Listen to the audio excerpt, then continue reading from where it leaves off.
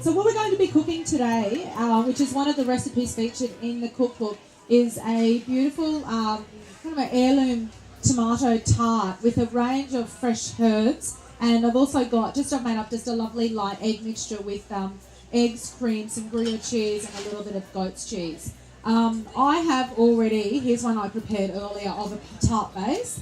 Meredith has had me making tart bases from scratch on a regular basis during these demonstrations, but I thought I'd keep my hands a little bit cleaner today.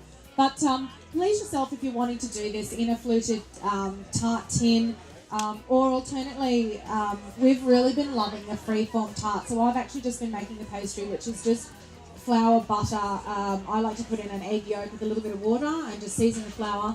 Combine that together with your fingers, get a really lovely pastry. I love just rolling it out.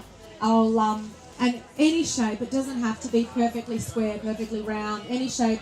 What I've been doing is just folding up the edges, pouring the tomatoes on, topping it with some of the cheese filling and throwing it in the oven. So you can do a bit of a freeform style, but this particular one we've done in our lovely little loose base, little tart tin. Meredith talking about all those wonderful heirloom tomatoes with the different colours, and they also come with different flavours, are all really not only fantastic in, I suppose, a dish like this, which is suitable that you can make beforehand, you can use it for lunch, but ideally even just a gorgeous tomato salad that you just throw a whole pile of fresh herbs in there, whether you chop them or whether you just pick the leaves off.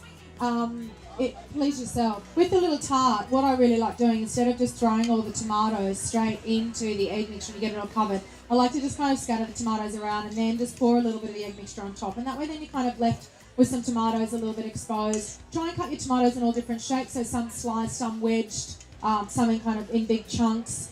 And you can most certainly mix your tomatoes with some zucchini, asparagus, and do like a gorgeous tomato and zucchini tart, tomato and asparagus, whatever you've got. That doesn't take long to cook. You wouldn't want to be putting tomatoes and potato together unless you're going to kind of cook your potatoes beforehand.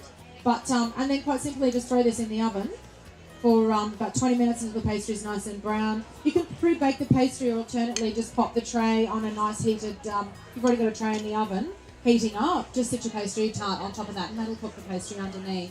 I forgot to mention as well, sorry Simon, that on the pastry, you may have noticed I was brushing it, I just put a little bit of mustard on the bottom. And that just gives that little bit of an element of a tang too, which really complements the tomatoes, goes really lovely with the goat's cheese and that Gruyere cheese as well. So there's just that other little element of flavour. And most certainly another lady yesterday mentioned that you could possibly put down a bit of a relish or something like a mustard pickle, which would work really nicely, and just something a little bit, just like that ingredient that you kind of bite into and you go, oh, that little extra flavour. But most importantly, I suppose, when you're matching the wines to the food is don't be afraid to mess around and try different things.